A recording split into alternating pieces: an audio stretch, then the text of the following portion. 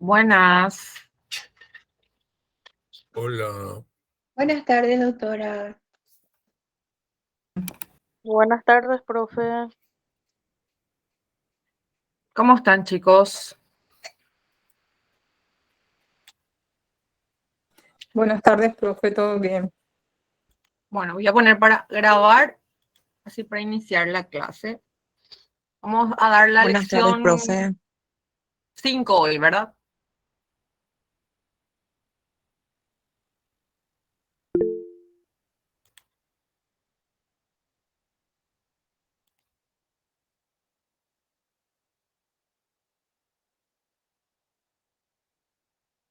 Aguanten un ratito porque mi compu yo creo que ya está sobrecargada, está muy lenta.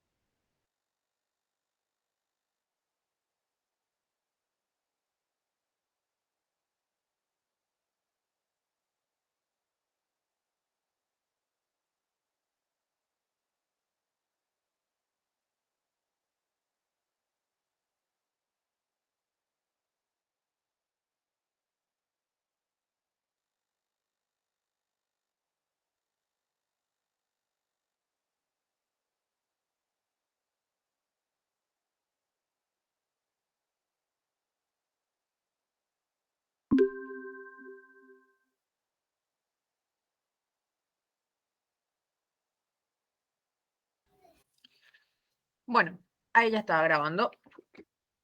Vamos a continuar hoy con la lección 5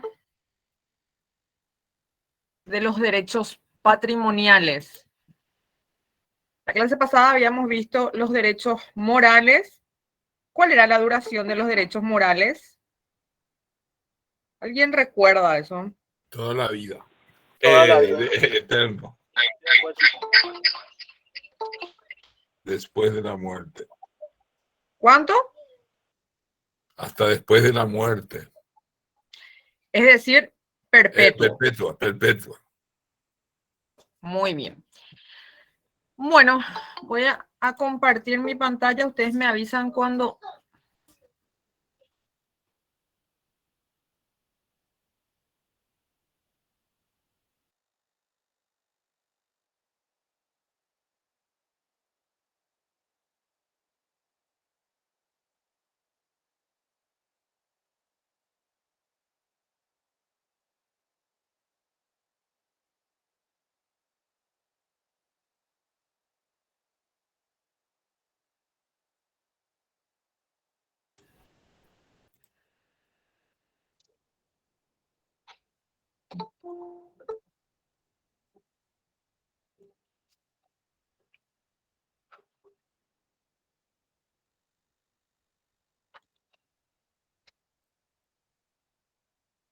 Me avisan cuando puedan ver mi pantalla, por favor.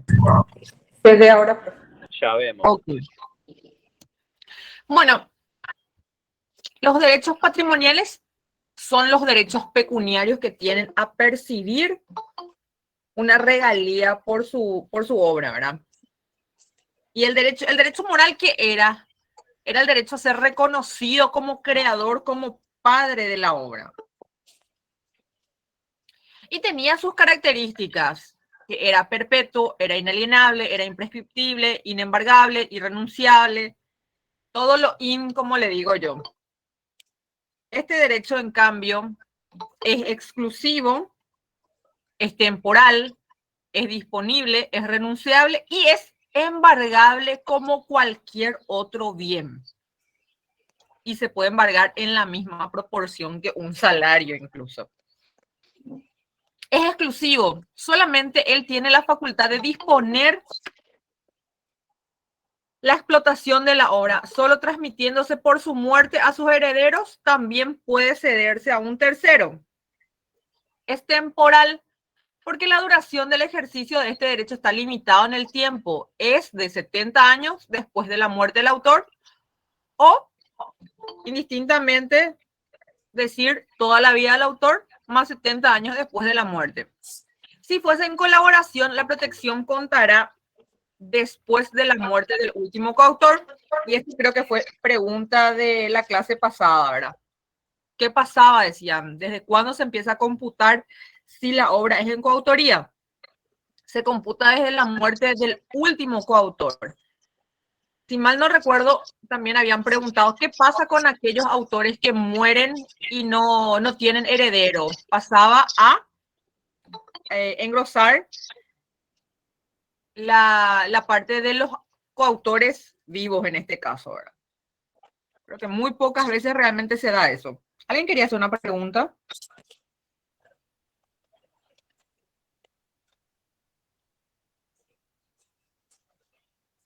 Alguien tiene su micrófono activado, creo.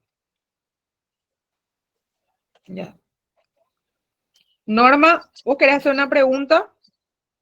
No, no apagué nomás, profe, además mi micrófono está que le saludé, dale. Ah. Es disponible. Puede ser cedido por el autor a favor de terceros a título gratuito u oneroso. Pero una vez cumplido el término, el autor recupera la plenitud de sus derechos sobre la obra. Es decir, vamos a hablar de un tiraje de un material literario, una obra literaria. Le digo al editor, yo te cedo una tirada de 500 ediciones, el 100% de los haberes los vas a percibir vos. A partir de la tirada número 501, recién yo voy a percibir el canon correspondiente. Cuando llegamos a la tirada número 501, a partir de ahí, el autor ya percibe lo que le corresponde como canon. Editar un libro y lanzarlo no es algo que se dé fácilmente ni es accesible a todo público. Entonces, muchas veces se hacen estas negociaciones a través de los contratos de edición que justamente el doctor Fremier le estuvo explicando en la clase pasada. Es renunciable. El autor puede renunciar a la explotación económica de su obra, entendiéndose que esta renuncia en cualquiera de los casos debe ser expresa. Jamás puede ser una renuncia tácita. Y es embargable. El producto económico que representa la obra es embargable por los acreedores y se encuentra consagrado en el artículo 24. ¿Quién tiene su ley a mano?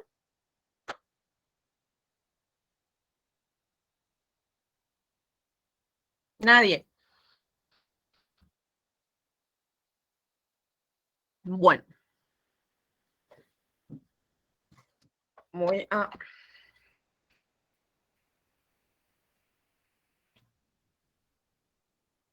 ¿Qué artículo sería, doctora? ¿Dijiste? 24. Bueno, un segundo, te busco.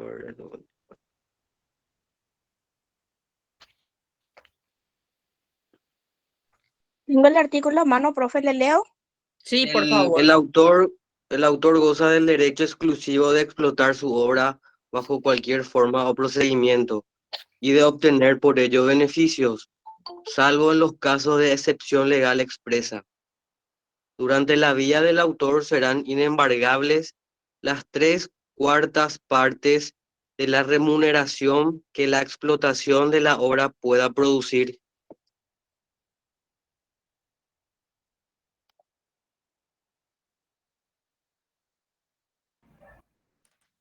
Okay. Perdón, Iván, ¿podés leer? Porque un cuarto nomás se puede... Me parece que es medio complicado la redacción. El segundo párrafo dice, durante la vida del autor serán inembargables las 3/4 partes de la remuneración Sí. que la explotación de la obra pueda producir. Sí. Gracias. Un segundito, por favor. Ya.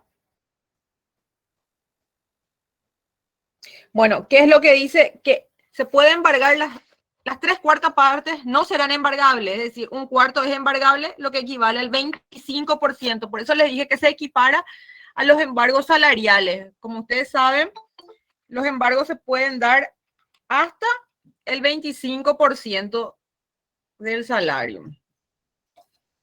No más de eso. Entonces, tiene 5 características el derecho patrimonial. Es exclusivo, es temporal, es disponible, es renunciable y es embargable. ¿Qué porcentaje es embargable? 25%. Un Así cuarto mismo. o 25%, lo mismo. Da lo mismo. El derecho exclusivo sobre la obra. ¿Qué ley sería esa, doctora? Disculpe. La 1328 es la que vamos a usar hasta terminar la primera parte. Y acá yo les digo que ustedes tienen que aprovechar y tienen que tratar de hacer lo máximo que puedan. ¿Por qué? Porque tienen una sola ley. A partir de la lección 10ª, ustedes van a tener 4 leyes. Entonces, aquí es donde ustedes tienen que aprovechar y sacarle el jugo acá a la parte por decirle, más fácil de la historia en materia de derecho de autor. El autor goza del derecho exclusivo de explotar su obra bajo cualquier forma o procedimiento y obtener por ello beneficio, salvo en los casos de excepción expresa, que es lo que vamos a ver en la lección siguiente, que es la lección 6ª, que habla de las limitaciones al derecho de autor. Esta potestad es transmisible a sus herederos, teniendo esto la potestad de la utilización o de la no utilización de su obra por cualquier medio. También es transmisible este derecho exclusivo a terceras personas por manifestación expresa de voluntad. Recuerden que siempre tiene que ser de forma expresa. Siendo exclusiva prerrogativa suya la transmisión de estos derechos exclusivos a terceros. Existen limitaciones a estos derechos exclusivos que están dadas por el título 5º de la ley 1328/98, que en su capítulo 1 autoriza a las obras protegidas a ser comunicadas lícitamente sin necesidad de autorización del autor ni pago de remuneración alguna en los artículos tales del 38 al 46 de la 1328. Vamos a hablar de las limitaciones. ¿Se dan cuenta cómo acá no necesitamos un material bibliográfico específico para trabajar, ya que netamente se van dando en base a los artículos de la ley 1328? Ustedes solamente necesitan tener en esta etapa la ley 1328 a mano para ir de la lección 3ª a la lección 7ª. La lección 8ª es las sanciones civiles y penales que van a encontrar en el Código Civil, Código Penal. Y la lección 9ª, convenios, que pueden remitirse a la página de la OMPIO, están todos los convenios. Acá vamos a utilizar 2 convenios. Uno es el de Berna, que es para obras literarias y artísticas, y la otra es la Convención de Berna, que es para los derechos conexos.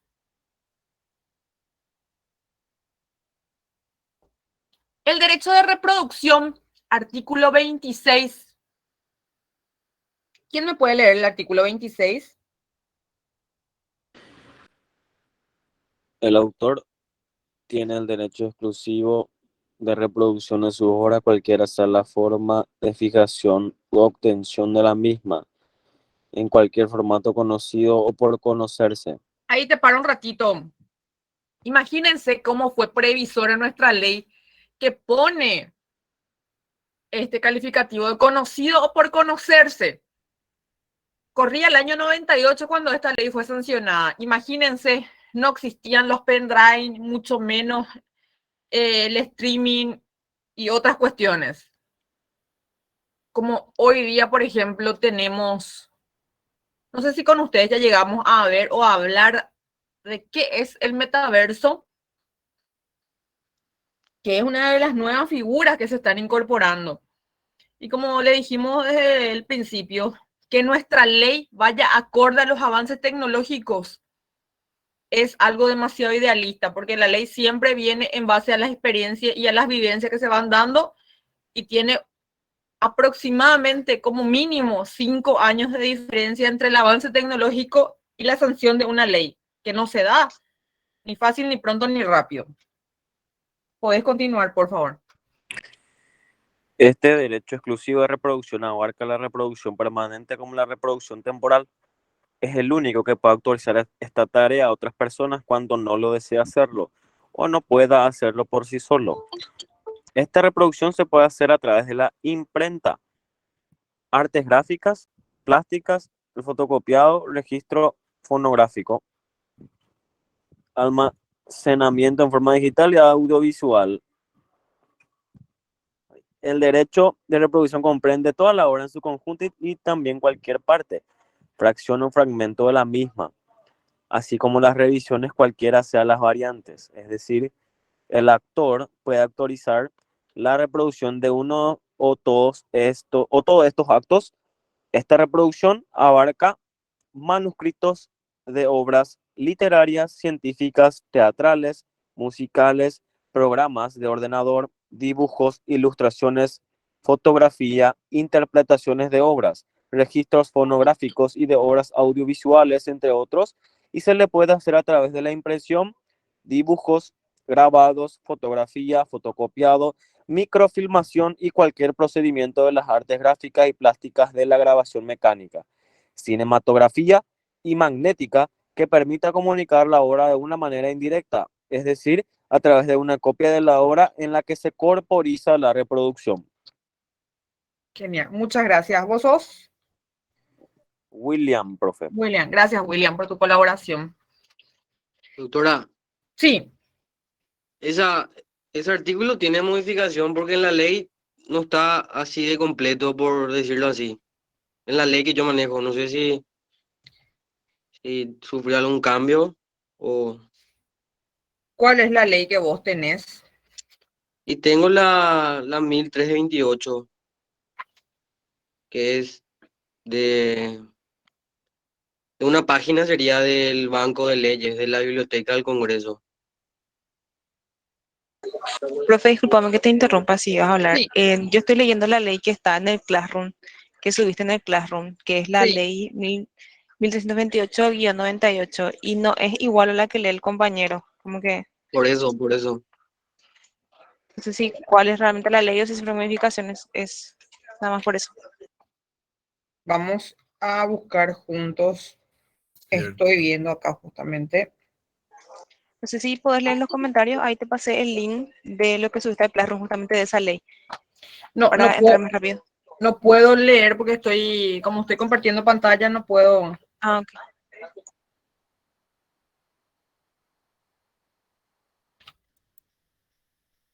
¿Te puedo leer la que tenemos nosotros? Sí, La reproducción comprende cualquier forma de fijación u opción de una o más copias de la obra, especialmente por imprenta u otro procedimiento de las artes gráficas o plásticas. El registro reprográfico, electrónico, fonográfico, almacenamiento en forma digital RAM, audiovisual, en cualquier medio y o formato conocido o por conocerse. El derecho exclusivo de reproducción abarca tanto la reproducción permanente como la reproducción temporánea. ¿Qué ocurre en el proceso de transmisión digital o cualquier otra transmisión de la obra? La anterior enunciación es simplemente ejemplificativa. Hasta ahí es. sí. Aguántame que un segundito porque esa es la que tengo yo también acá y no tengo a mano justamente el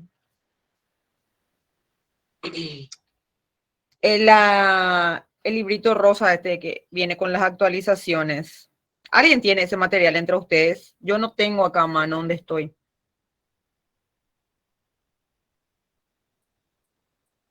Yo no tengo, profe. Entonces sufrió modificaciones este artículo. Que dice normativa sobre propiedad intelectual, el librito rosa. ¿Vos tenés? Sí, yo tengo, profe, y dice lo mismo que el compañero leyó. Entonces acá hay un error de tipeo y estoy buscando justamente este artículo y no estoy encontrando. Pues yo tengo lo que es a mano tengo acá el verde, que es el compendio que le subí, que es de leyes y decretos esenciales. Y el compañero William, el que leyó de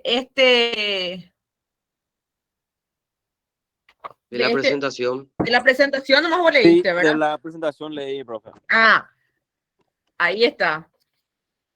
Lo que dice en la presentación no es lo que dice la ley.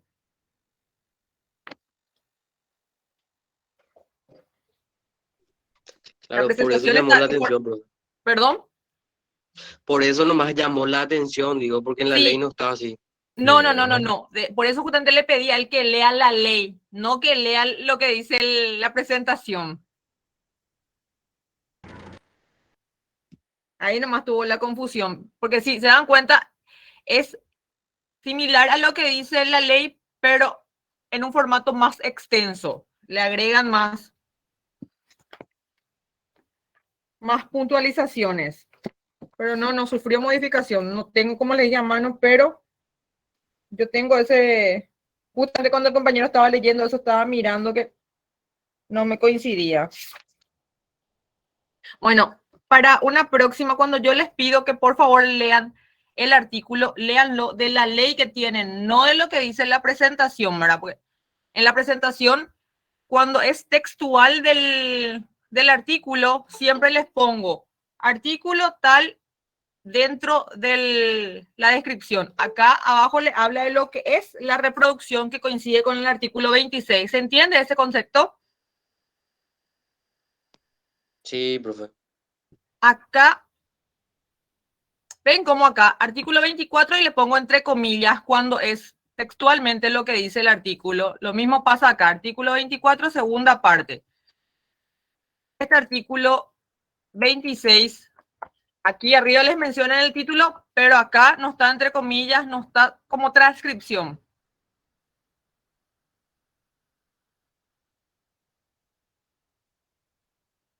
Artículo 28. ¿Alguien me puede leer el artículo 28? La distribución a los efectos del presente capítulo comprende la puesta a disposición del público de los ejemplares de la obra por medio de la venta, canje, permuta u otra forma de transmisión de la propiedad, alquiler, préstamo público o cualquier otra modalidad de uso o explotación. Cuando la distribución autorizada se efectúe mediante venta u otra forma de transmisión de la propiedad, ese derecho se extinguirá a partir de la primera. No obstante, el titular de los A partir derechos de la primera patrimoniales, venta. no obstante, el titular de los derechos patrimoniales conserva los de modificación, comunicación pública y reproducción de la obra, así como el de autorizar o no el arrendamiento o el préstamo público de los ejemplares. Gracias, Iván. Y hice resaltar la parte donde dice, ese derecho se extinguirá a partir de la primera venta. Bueno, dice, de la primera nomás dice la ley, pero es la primera venta.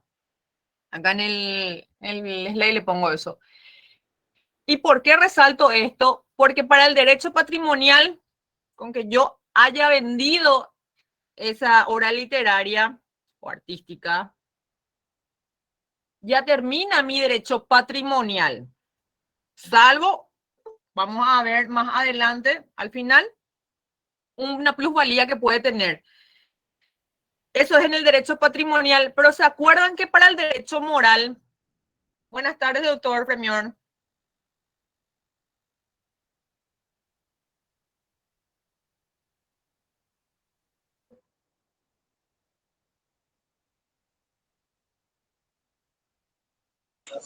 El micrófono.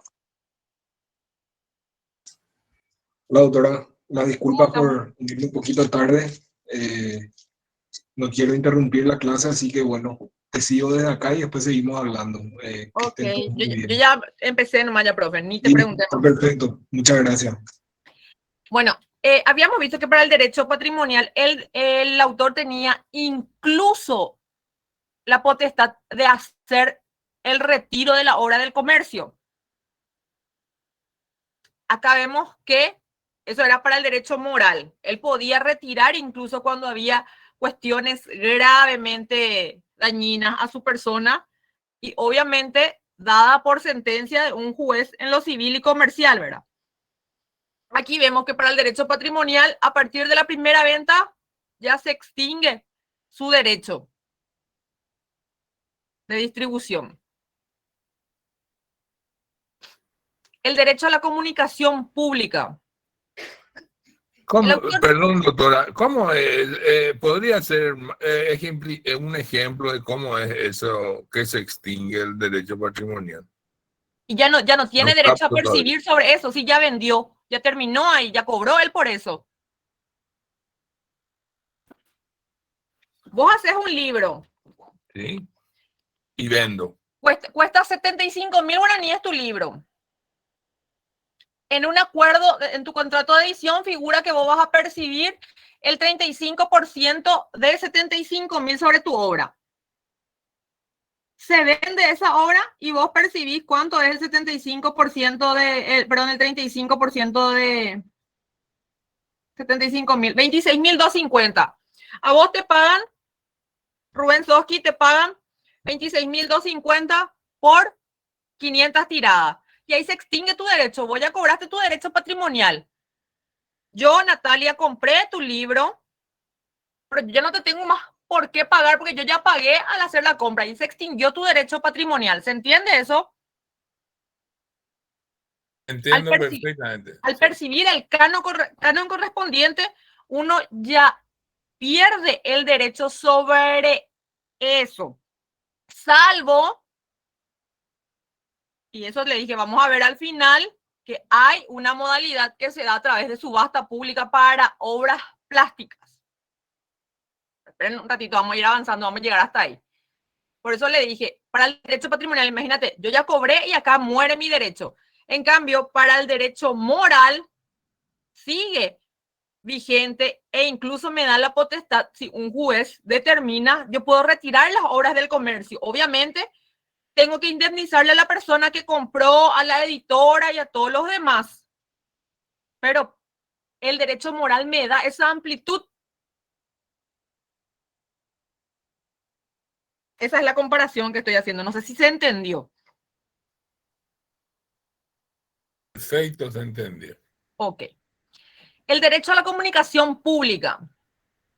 El autor tiene el derecho exclusivo a la comunicación pública de su obra. Hasta que no lo haga, se habrá mantenido una producción inédita, es decir, reservada para sí.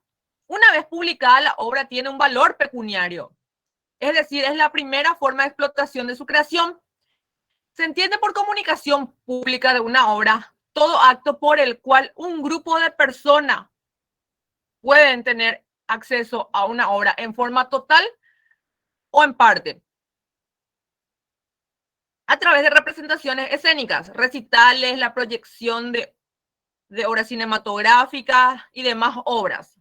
La transmisión de cualquier obra por radiodifusión o medio inalámbrico, cable, satélite, exposición pública de obras de artes o reproducciones, ejecución de obras ante un público en vivo, en general la difusión o la divulgación por cualquier medio conocido o por conocerse de los signos, señales, palabras, sonidos e imágenes. Todo esto está consagrado en el artículo 27 de la ley 1328, que expresa taxativamente cuáles son los medios por los cuales pueden hacerse la comunicación pública. Y hay dos formas de darse la comunicación pública, de forma directa y de forma indirecta. De forma directa es cuando se realiza en vivo e indirecta son a través de las fijaciones. Cualquier comunicación que llegue a un público distinto a lo previsto en la contratación originaria está sujeto a una nueva necesaria autorización y pago del derecho.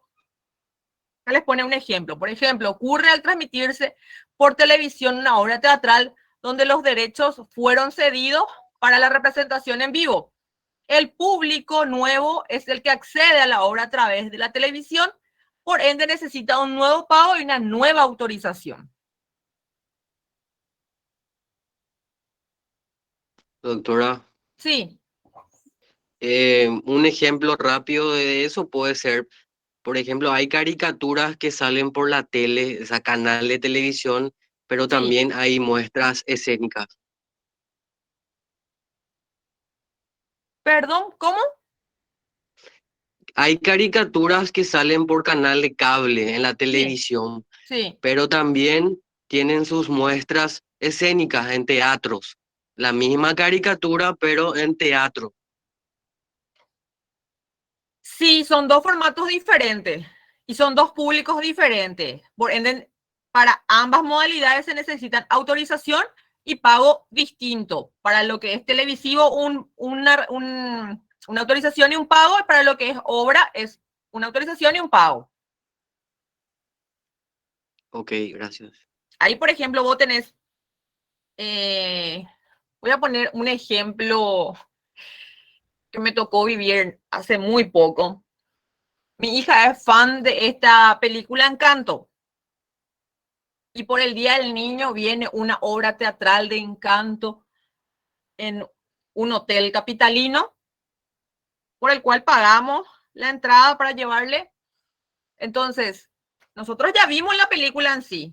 Dará una puesta en escena de lo que era la película. Por ende, necesita la autorización para poner su puesta en escena por el cual nosotros pagamos para asistir a esa obra teatral. En su momento pagamos la entrada al cine para ver la película.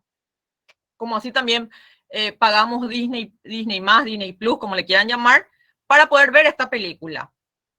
En cualquiera de las plataformas abonamos un canon para dicha comunicación pública. ¿Se entiende ese punto? Sí, doctora. Dicho sea de paso, fue un fraude, ¿verdad? La obra. En fin. El derecho, sí. Entonces sería, por ejemplo, una película en el cine, ¿verdad? Y bueno, terminó esa temporada y después posterior en otra etapa, ¿verdad? Se proyecta en televisión. Sí. Más o menos ese sería su ejemplo, ¿verdad? También, ¿qué pasa? Vamos a poner de ejemplo Titanic. Tuvo su auge en la época en el cine y hoy día vos ves en Cine Canal aparece como mínimo una vez al mes. Pero ¿qué pasa? Cine Canal adquirió ciertos derechos para la comunicación al público, es decir, para la gente que visualiza Cine Canal.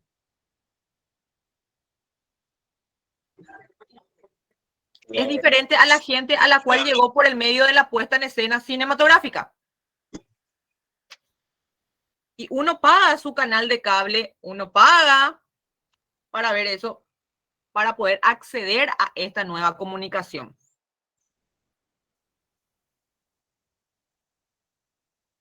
¿Respondió o no a tu pregunta? Sí, profe. O sea que prácticamente vamos a salir semi-periodistas por aquí. Podemos trabajar también dentro de uno de los canales, profe. Sí, ahí voy a hacer una pequeña acotación. Adelante, profe. Lo que la profesora está tratando de explicarle es que una misma obra tiene distintas formas de ser explotada. Eso es más lo que tenemos que fijar, ¿verdad? Una misma obra puede ser plasmada como una novela, eso puede llevar una adaptación al cine o eventualmente una representación teatral. Para las tres formas de comunicación pública se tienen que gestionar los distintos derechos y licencias con el autor, ¿verdad? A ver, si es una obra literaria, se paga eventualmente una sesión por un tiraje o una milla, o un boletaje por esa obra por escrito. Si uno va a hacer una película, se paga al creador, ¿verdad? Para que le haga una sesión a ese productor por el material audiovisual que va a plasmar eventualmente como una película. Y también ocurre así con una obra teatral, ¿verdad? Existe un productor que tiene que pedir o conseguir la autorización para la comunicación pública de esa obra y esa adaptación, y eso después lo lleva al escenario, ¿verdad? Y es quien corre con todos los riesgos por contratando actores, viendo todo lo que hace falta para que esa obra tenga un marco de excelencia. Sobre el gusto de las obras vamos a entrar a discutir porque eso es más relativo, pero acá lo que tenemos que fijar es que una misma obra creativa tiene infinitas posibilidades de ser explotada. Eso nomás. Gracias, profe. Muchas gracias. Ahí Gloria levanta la mano. Sí, profe, quiere decir que se paga la autorización y si una persona, vamos a suponer que yo quiero llevar en escena Romeo y Julieta que está escrito, ¿verdad? Entonces Sí. yo le pago la autorización, pero yo quiero transformar, adaptar, como usted dice, eso es aparte otra vez, otro impuesto otra vez a eso. Bueno, vamos a empezar, vamos por orden. La obra original de Romeo y Julieta ya está en el dominio público. Por esa obra en sí ya no se paga nada. Ahora, evidentemente que si hay un productor que hace una película sobre esa obra que ya está en el dominio público, ese productor tiene derechos que tienen que ser respetados. O sea, vos no podés agarrar nomás y proyectar libremente una película sin pagar los derechos, porque ese productor tiene todavía derechos sobre esa obra, ¿verdad? Que es la puesta a disposición y la comunicación pública. Entonces, en el caso de esa obra, ¿verdad? El derecho de adaptación es obviamente también, no vas a poder poner en 3 horas una película, una obra literaria como una obra teatral, como una película. Entonces, hay una actividad creativa que hace el productor, que contrata un guionista y un director seguramente, para que vaya extrayendo las partes más sustantivas de la obra y la plasma en la tele, ¿verdad? En la pantalla. Buenas tardes, doctor. Cuando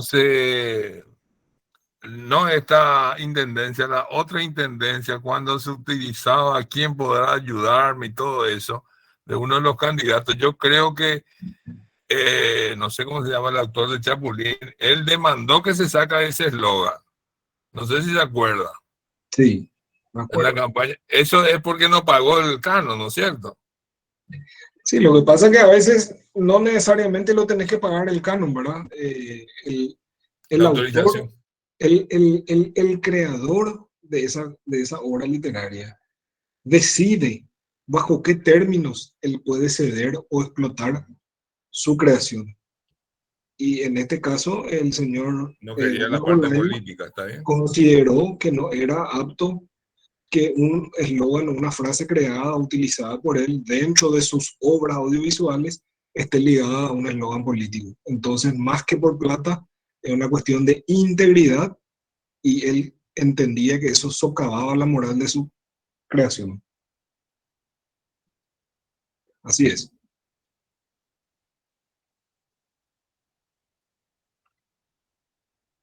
Tenemos que tener esos ejemplos claramente, ¿verdad? Seguimos más, doctora. Sí. Derecho de importación al territorio nacional. El autor tiene el derecho exclusivo de autorizar o no el ingreso al territorio nacional de copias de obra.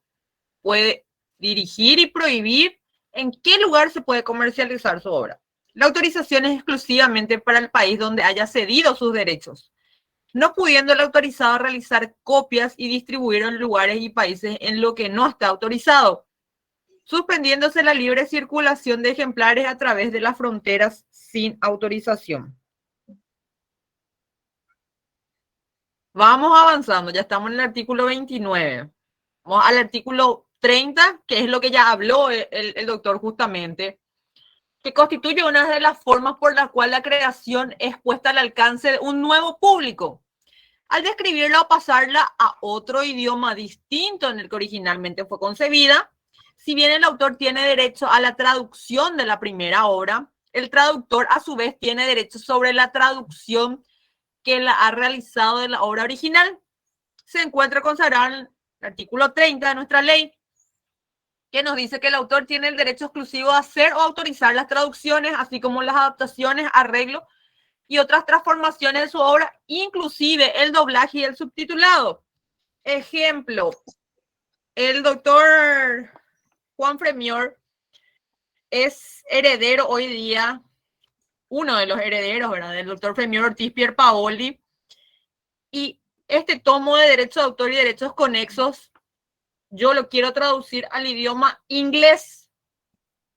Tengo que tener la autorización de sus herederos, y la persona que quiera traducir de la traducción realizada, una vez teniendo la autorización y habiendo realizado dicha traducción en el idioma inglés, yo soy la titular de esa traducción, y cualquiera que quiera realizar la traducción a otro idioma desde el idioma inglés me tiene que pedir a mí la autorización, siempre y cuando se haga sobre esa traducción. ¿Es así, doctor? Es correcto. Está ¿Me vas a dar la perfecto. autorización? Sin problema. Lo mismo pasa en este punto acá con el tema de las adaptaciones y los arreglos, ¿verdad? Porque van a ver, conocen varias novelas o obras literarias que luego se pasan a formato cinematográfico. Y muchas veces decimos, pero en el libro está de otra forma. Entonces, son cuestiones también, estas adaptaciones tienen que estar autorizadas para que se puedan dar. Si estas adaptaciones o estos arreglos no están autorizados, evidentemente están infringiendo en un ilícito, que es lo que vamos a estudiar allá por la lección 8ª. Y este es el punto de los que le hablé en cuanto a percibir después. El derecho de participación o el droit de suite es el derecho de los autores de obras artísticas a percibir una parte de las ventas sucesivas. Pero estas ventas sucesivas están dadas únicamente por las ventas en subasta pública por profesionales. Y normalmente se da del 2 al 6%. Para nuestra legislación está consagrado en el artículo 77 y nos dice que en caso de reventa de obras de artes plásticas efectuada en pública subasta por intermedio de un negociante profesional en obras de arte, el autor y a su muerte los herederos o legatarios gozarán del derecho inalienable e irrenunciable de percibir del vendedor un 5% del precio de venta por el tiempo que se refiere el artículo 47. ¿Y a qué tiempo se refiere el artículo 47? 70. Toda la vida del autor más 70 años. Perfecto. Imagínense, un artista plástico vende por, qué sé yo, 500.000 guaraníes en su obra. Muere, normalmente esto se evalúa y posteriormente va a una galería de arte y se vende por subasta pública por $100.000.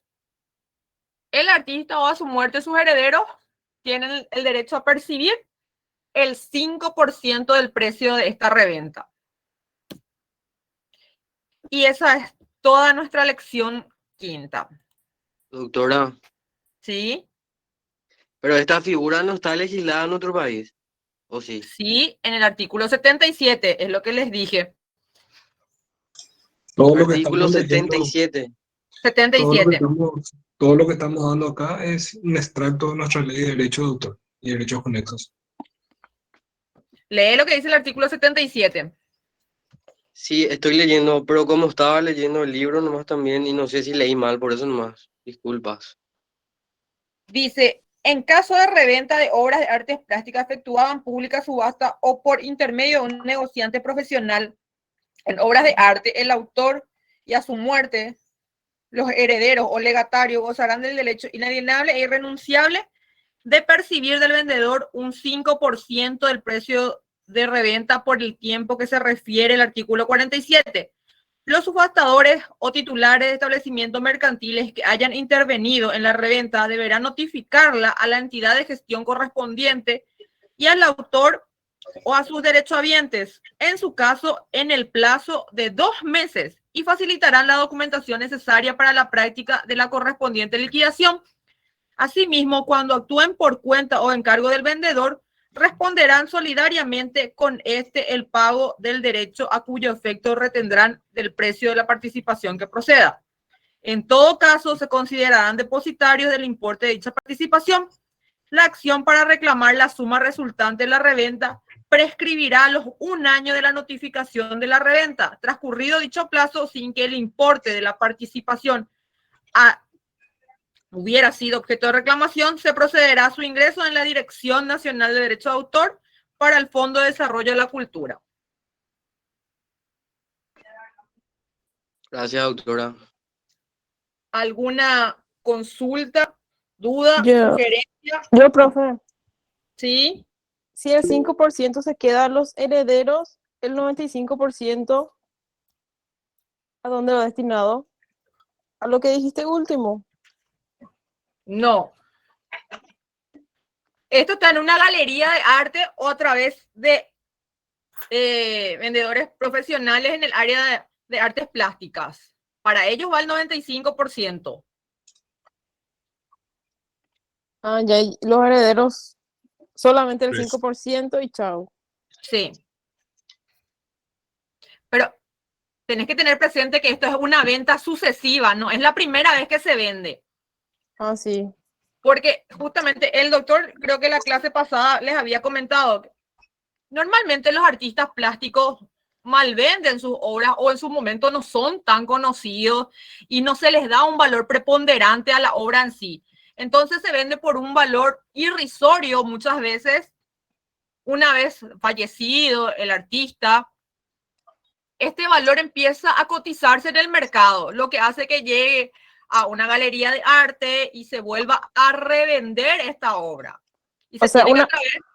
una vez, por ejemplo, un señor que hace, que encuadra así los cuadros, me había dicho que recién cuando fallezcas, viste que yo hice así tipo una pintura, el señor me dijo así tipo, estamos hablando, cuando te mueras, este va a tener más valor, me dijo. Y yo ahí, ay, what the fuck, le dije al señor, y me dijo, es cierto, así generalmente sucede con los artistas plásticos, ellos hacen una obra, cuando están vivos no tiene valor, pero viene y se muere y ahí empieza a cotizarse su obra. Tiene su grado de verdad. No se Y me dan acordé, todos los casos, ¿verdad? Pero sí, es cierto. me acordé con lo que vos dijiste ahora, que cuando fallece el autor, todo el mundo quiere ahí su obra y ay, que es más caro y todo eso. Y cuando nos morimos, todos luego nos quieren, seamos o no artistas. Sí, sí, todos ¿O no, somos doctor? buenos. Sí, cuando nos morimos Doctor, todos somos los mejores del mundo, somos los más buenos. Sí, doctor, los articulados de esta ley parecen, son medios libros, son muy largos. ¿La técnica jurídica se aplicó acá o qué es lo que quiso hacerse? no, lo que pasa que realmente todo lo que está ahí está contemplado primeramente en el convenio de Berna, los principios que nosotros estamos incorporados, ¿verdad? Entonces, justamente lo que estamos dialogando acá, la protección de las obras en sí es demasiado compleja y tiene demasiadas variables. Entonces, es inevitable, doctor, que las distintas variables sean redactadas y puestas en la ley, ¿verdad? No tenemos que perder de vista, siempre yo digo eso, que el derecho no es más que el sentido común reglamentado. Entonces, si tenés muchas variables para ser protegidas, necesariamente vas a tener que reglamentar mucho. Lo que tenemos que tratar nosotros es de extraer y fijar los conceptos y en base a eso tener bien claro qué es lo que tenemos que proteger y cómo, ¿verdad? Y hace falta saber esto de memoria, pero sí tenemos que saber, por ejemplo, ahora que está hablando la autora de la plusvalía. ¿Qué es la plusvalía? Acá el famoso droit de suite, no hablo yo francés, ¿verdad? ¿Qué es esto? Bueno, es el valor agregado que se le da a cada enajenación que reciba una obra, no importa de qué tipo. Siempre que sea casi siempre se aplica a las pinturas y a la escultura, ¿verdad? De los artistas, pero ¿qué quiere decir esto? Es una forma de proteger y de que los artistas el día de mañana, cuando ya no sean tan productivos, puedan tener un medio de subsistencia. Entonces, cada vez que se va enajenando una obra que él creó, bueno, él tiene derecho a percibir un porcentaje de manera que eso sea intuitivo y pueda ayudarle con su subsistencia. Esa es el origen de esta figura que se hizo, no ahora, la finalidad, ¿verdad? Entonces se creó allá hace 300 años. 1920 es esto. Por eso. Entonces, En Francia se dio la primera vez en el año 1920. ustedes se acuerdan que antes todos los artistas creaban para el rey y el rey les pagaba. Y entonces no había creación, no había derecho, no había nada. Todo era por y para el rey. A medida que los artistas se independizaron, bueno, cada uno tenía que buscar su medio de subsistencia. Y bueno, eso es lo que es el origen de esta figura, ¿verdad? Entonces, a veces también es de cumplimiento muy difícil, ¿verdad? De poder ver esto. Porque, a ver, ¿cómo nosotros vamos a estar controlando cada vez que una pintura se enajena o se pasa de un tercero particular a otro? No hay forma también. Entonces, tenemos todo eso, ¿verdad? Tenemos que ver, ¿verdad? Una suerte de reglamentación. A veces quedamos supeditados simplemente a la buena fe de las galerías, de los artistas y de los vendedores, ¿verdad? Y yo creo que eso tampoco podría ser, ¿verdad? Porque nos vemos sorprendidos en nuestra buena fe a veces. Simplemente para acotar eso.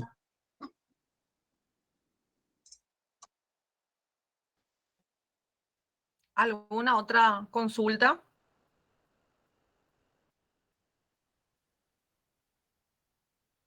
Bueno, si no hay más consultas. Sí, yo nomás hice unas averiguaciones para el trabajo práctico y le pregunté a una escritora. No Sí. tenía un modelo de su contrato y me dice, no se estila a hacer contrato con la editora. Y me sorprendió mucho porque yo esa misma pregunta le hice al profesor Juan y me dice que ya te reí otra vez, doctor. En serio te digo, es una escritora que ya tiene 7 libros publicados y me dice, no, no se estila y la editora te dice esto y se hace, o si no, no te publican. ¿Es cierto eso? Bueno, me es desinfló lo el que la globo. pasada les dijo. El doctor le habló justamente de los contratos leoninos que hacen las editoras, ¿verdad? Que son Primero que eso no proformas se ya que ellos estila. tienen y te dice, bueno, vení, firma contrato de adhesión prácticamente ya. Sí. Primero que eso, no tenemos que perder de vista. A ver, un contrato siempre es un acuerdo de partes. Usted firma eso voluntariamente. Ahora, que te diga que eso no se hace, que eso no se estila, evidentemente cada uno tira para su lado, ¿verdad? Y mientras la editorial te va a poner unas condiciones que sean ventajosas para él, para ella, ¿verdad?